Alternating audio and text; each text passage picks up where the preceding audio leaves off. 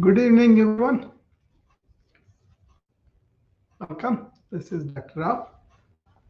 Uh, Going to talk about a tip a day wellness today, day number 44 of the 60 days I planned. And this has become simple for me and uh, something structured and coming here on time every day. Uh, Hopefully, many people see when it is not live and when on the replay. It doesn't matter. I just come and share what I wanted to share anyway. And very soon it will all go because today is day 44, and so a couple of more weeks are there, maybe 3 weeks, because I do it only on the weekdays, not on the weekends, right? Uh, Anyway, welcome to you all who are on the. Uh, Hi, Angela, on the Mumbai, and people on the LinkedIn and YouTube and Facebook. Okay, so you know that I'm a internal medicine doctor, but I'm very interested in holistic healing practices of the ancients, right? And not all of it is folklore or superstition or anything like that. They had an immense intuitive knowledge about healing systems within our body, within our mind, and they're not mechanical like we modern physicians are trained. I was like that in the beginning too. We just assume the physical complaint, and we got to give them some medication, and they get better, and that's it. But then, because of my background through the yoga, I was able to at least incorporate something like that. Uh, and really personally, it helped me too. So I kind of thought, why should I deny my patients this wonderful healing systems that involve natural methods and then gradual progressive training. Uh, and it assumes the human beings are energy, including the body and the mind and the breath. So it's like a human being is not like a machine, right? You just take one part out and one part retain, even though we do lots of replacements of parts anyway. But how he reacts to it, how he approaches emotionally, all those things are important. In that way, we are energy bodies from the viewpoint of the ancient healing systems. So that's why they addressed as a whole human being rather than just a physical mechanical body or psychological entity that is different from the body and inner spirit and all that. So there was more comprehensive viewpoint of looking at healing as a whole thing, not just give something and then they get fixed. Okay, we have a tremendous progress in the field of science. I'm not denying that. I use that very much.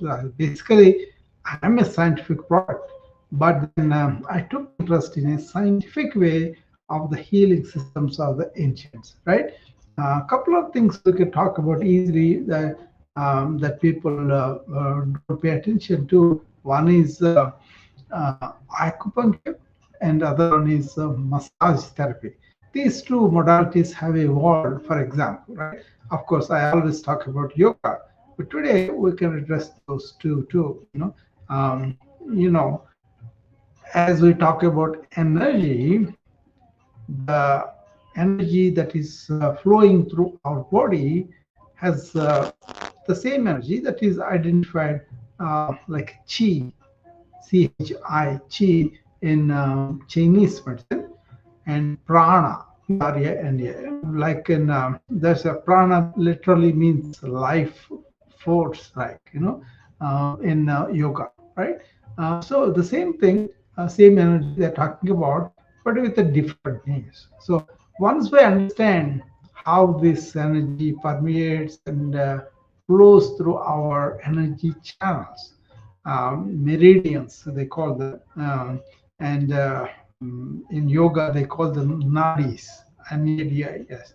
They're not like physical blood vessels of artery or veins or lymphatics, but more like a really not be able to describe them, but more like a potential channels that open up as the energy is going through. And releasing those channels by placing certain needles through the skin really helps in acupuncture, right? The same thing with about massage therapy. There may be knots in your muscles, and there may be really stiffness around the joints. All these things are released by manipulating those energy channels through massage. That's why if you take a massage from a human hand, that's different compared to you do a massage chair.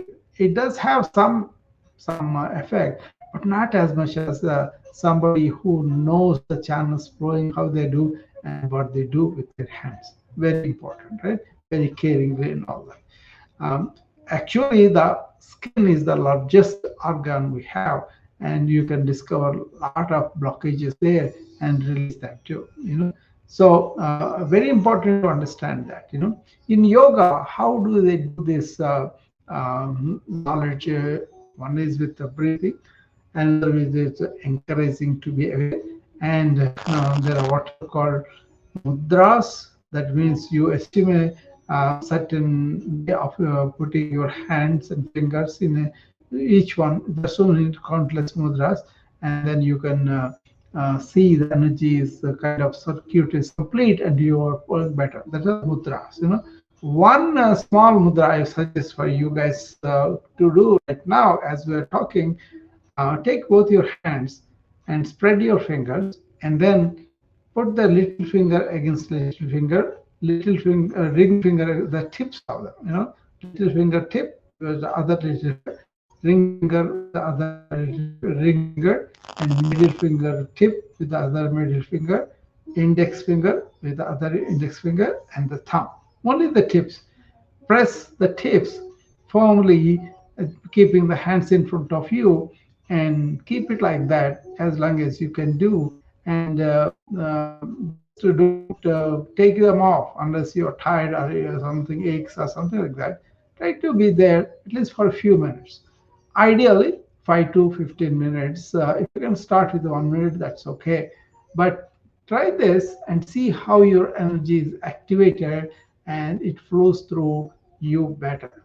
Okay, there's so many other. Suppose you have some flatulence, you have some gas in your stomach, and there is a vayu, that means air mudra, like that. Okay, so there are mudras where your hands are kept in a certain way, or mudras you can activate your energy and direct them and all that.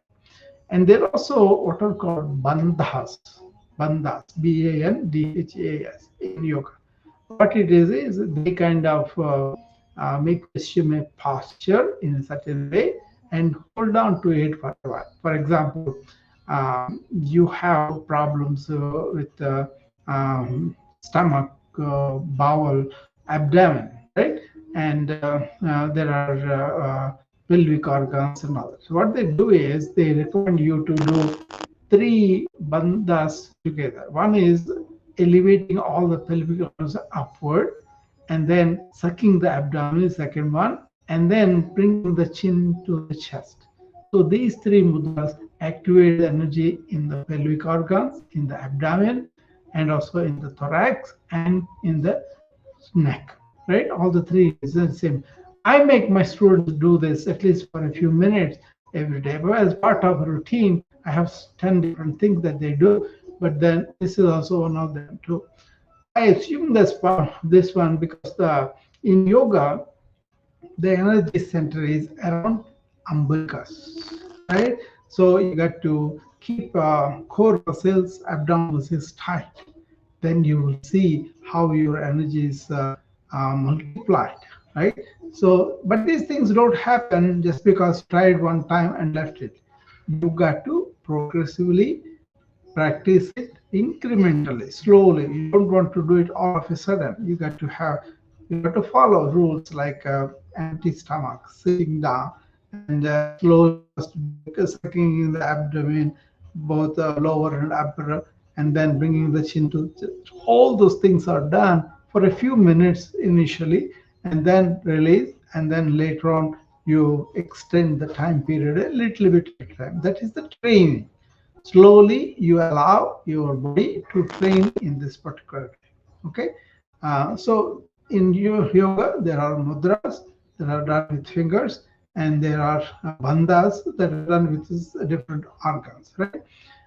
And the whole thing is about developing this healing energy that can circulate within you, and you can heal yourself.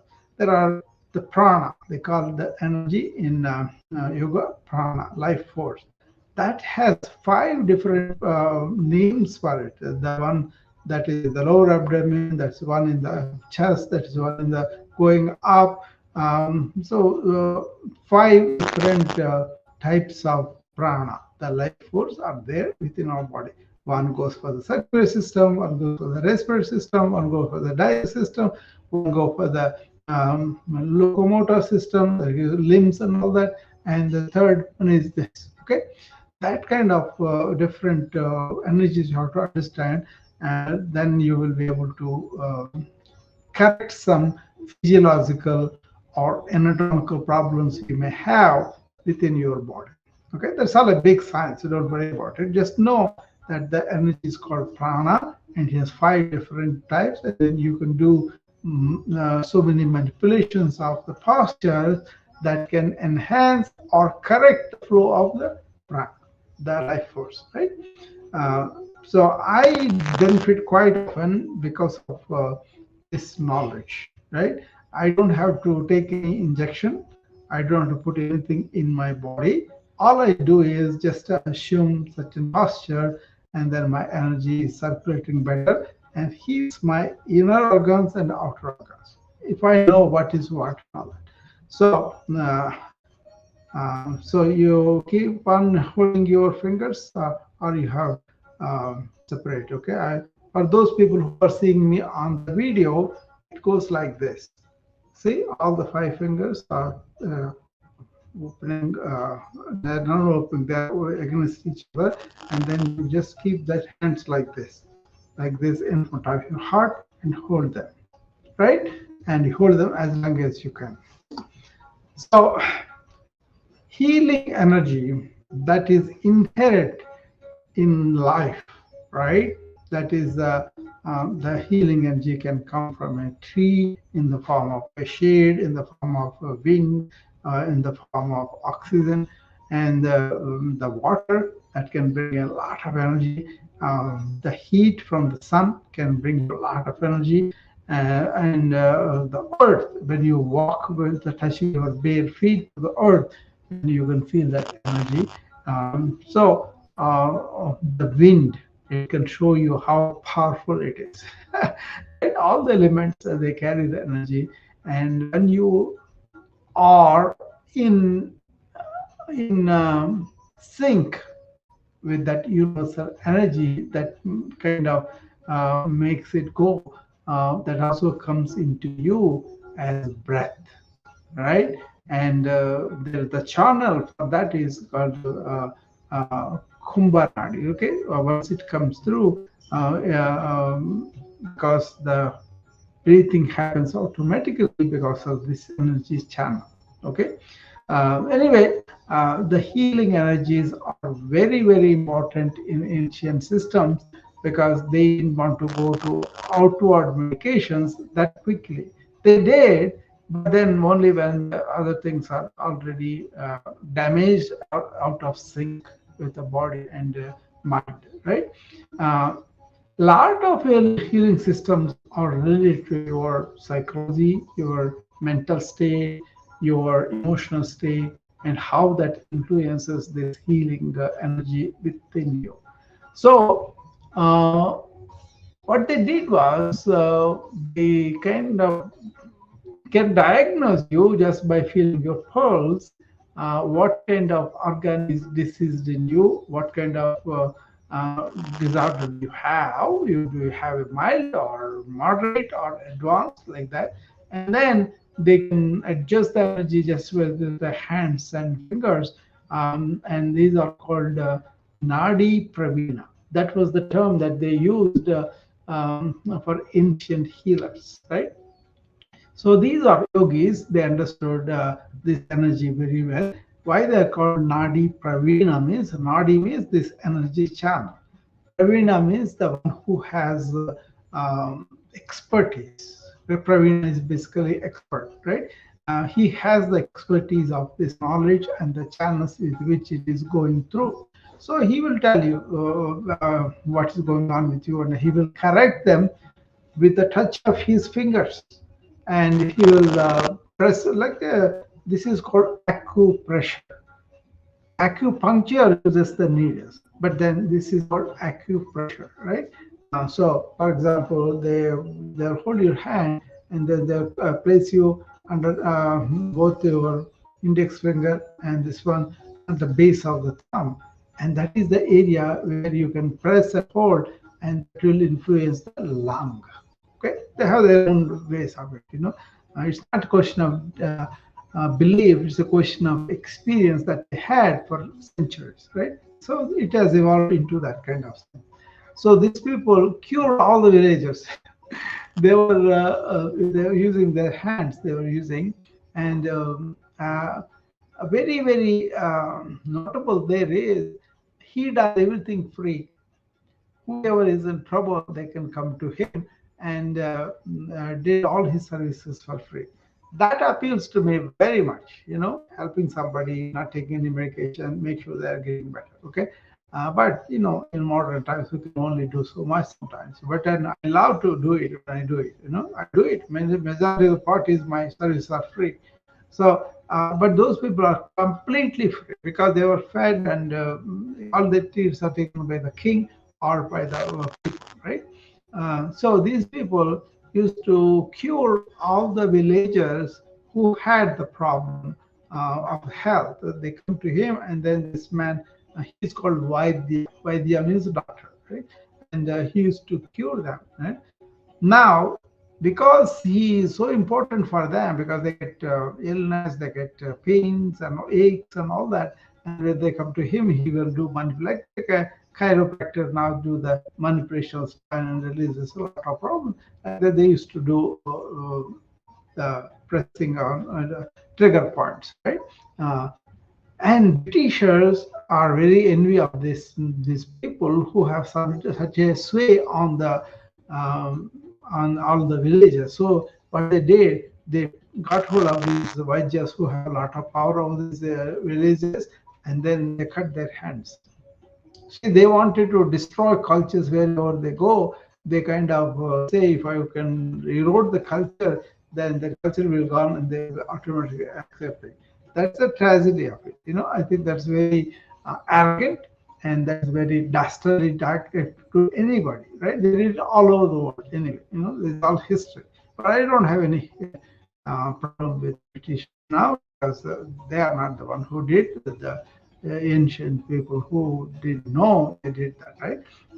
So this is very important to understand how they were able to manipulate the energy, and how it is evolved into acupressure now, which you can go buy books and then read them and learn them. Suppose you have kidney, what to do, you have problem with heart, what those things are there, and you can start experimenting with them, and then you can help yourself. Okay, but if you want to learn more, go to an expert, who really knows how to manipulate the energy. They are very rare. I don't see many people.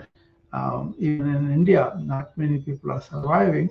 But everybody, I know the system, but I go by the yoga postures and all that. But I don't claim to be a panacea for everything. but I kind of incorporated them into my lifestyle, which is helping me quite a bit. Okay, look at me, 69. I'm full of energy. I don't put it on anything. I don't take anything for that. I never take any drugs. I don't drink. I don't smoke or anything like that. But my energy is ebullient, always coming up. So the more I do it, the more I get the energy. Anyway, so I hope you make sense to you when I'm presenting these things.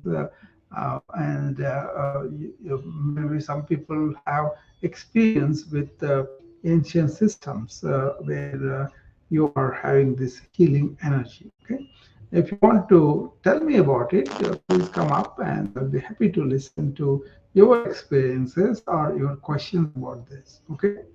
Uh, Otherwise,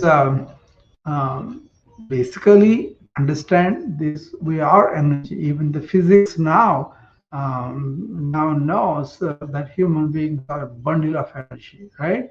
And there are so many aspects of this to the energy, and we got to synchronize that, to be healthy and well in the long run. Okay. Otherwise, we may survive, we may exist, but we don't have any spunk. We don't have any spark. We exist in the nursing homes, taking a bunch of medications, which actually keep the organs going, but we don't have any energy. We don't have any real just for life or joy in life. So my aim is to keep people well, and also for a long time keep them well, and also in joy, not in misery, not in existing in wheelchairs and the beds and nursing homes. I get very sad whenever I go to see a patient in nursing homes. Now I don't have to. When I had my clinic, I had to, but now I sold my clinic and to put everything online. Whoever wants my suggestion or my consult me online, that's all okay. But I'm involved in much bigger about how to make wellness our regular thing, how to make proactively maintain our wellness. That means we are doing actively some things to keep us well and for a long time, and also in joy. Okay, that's my mission, and that's what I do all the time. Hopefully, this has added something to your life. If there's something that you want to talk about or want to write to me about, you're more than welcome. Okay. Uh, then I will see you again tomorrow at 8 o'clock with another tip on wellness, right? Day 45. Okay. Thank you. Bye bye.